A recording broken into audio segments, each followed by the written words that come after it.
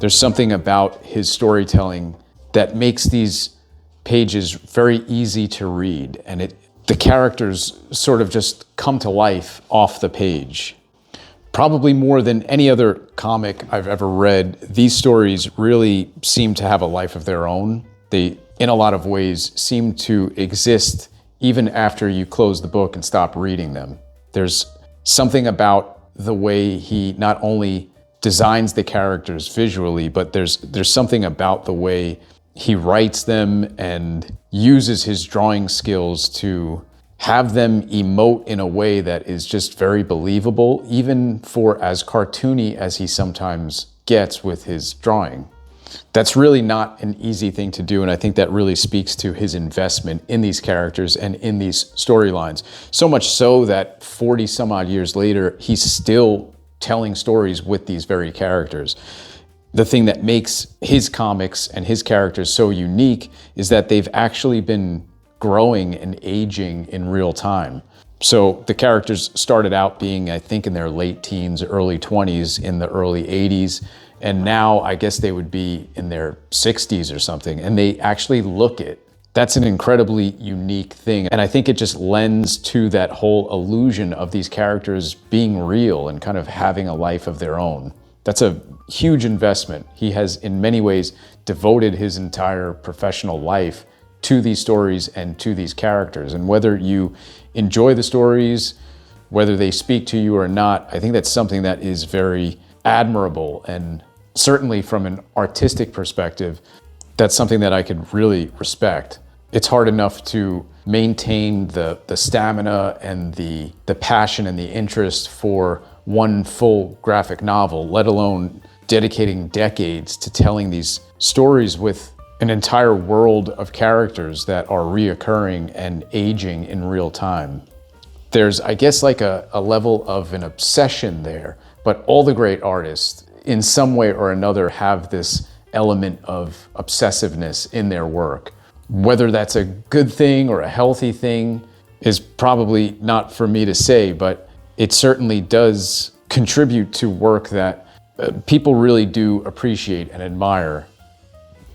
I'd imagine that from a creator's perspective, from Jaime Hernandez's perspective, this must be a challenging art project, this whole lifelong dedication that he has to this comic story. I can't imagine stories that I wrote when I was 20, 21 years old still being in print today and collected in books like this.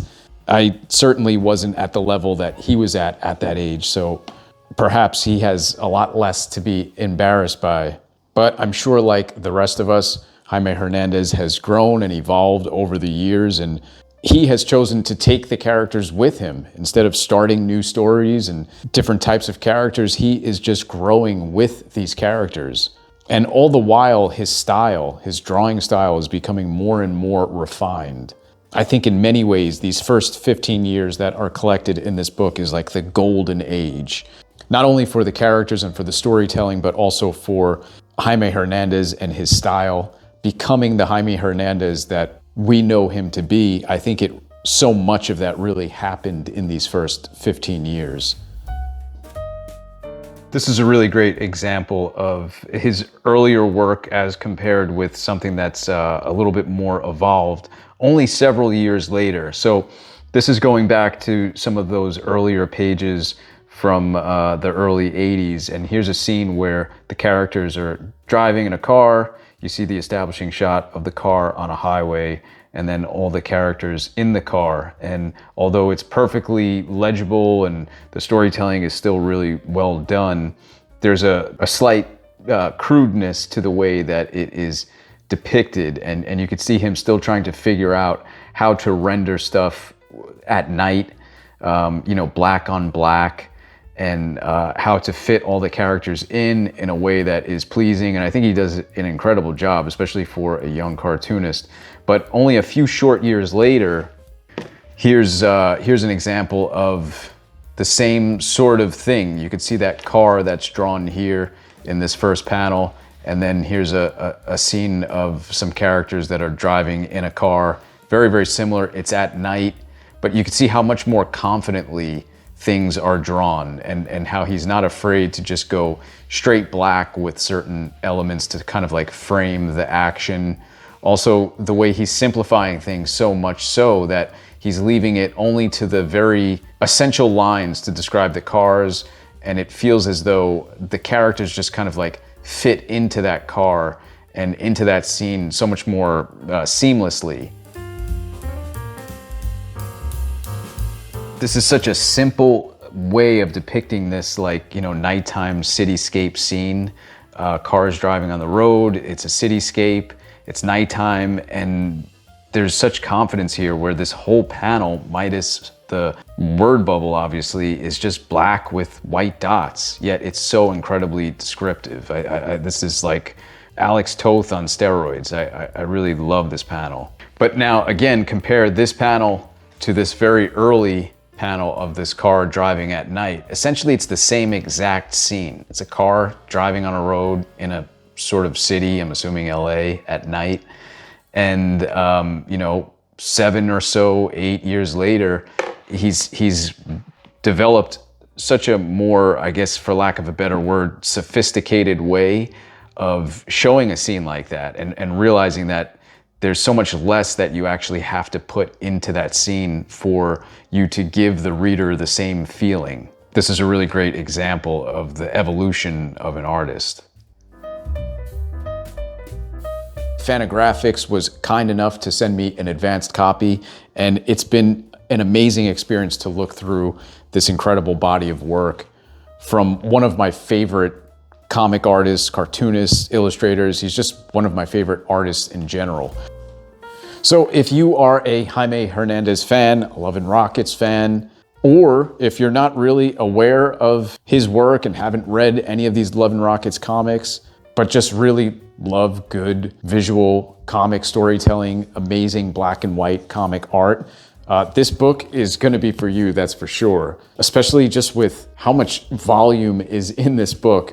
It covers so much, especially for the price too. It's an incredible bang for your buck. So if you like what you saw here and you're interested in picking up one of these books when it comes out, this will be on sale March 10th. So if you're watching this anytime after March 10th, go pick it up. If you're not familiar with Jaime Hernandez's work and the work of Love and Rockets, and you want to pick this up either for yourself or as a gift, I would just keep in mind that these are stories and art that are meant for adults. So keep that in mind. Fantagraphics is also going to be releasing a facsimile edition of Love and Rockets #1. That includes the first Maggie and Hopi story by Jaime Hernandez, as well as other stories by the Hernandez brothers. So again, if you're a Love and Rockets fan, keep an eye out for that. So anyway, if you like this video, please do hit that like button. I'd really appreciate it. If you want to pick up a copy of this, whether pre-order or just buy it, I will leave a link in my description. Also in my description, I will leave links for my Patreon if you want to see stuff that I don't post here or anywhere else in terms of process stuff, comics, illustration. We're having a lot of fun over there. Also, I'm doing portfolio reviews. If you want me to look at your portfolio, offer any feedback and insight that I can give you that hopefully will make you a better comic artist, illustrator, whatever it is that you're hoping to achieve with your art, I'm offering whatever knowledge that I've accumulated over the years as a professional comic artist and illustrator myself. So if you're interested in having me review your portfolio, that link will also be in the description below. And yeah, other than that, I hope you enjoyed this video and this look at this new incredible Jaime Hernandez collection. As always, thank you so much for watching. I'll catch you in the next one. Take care.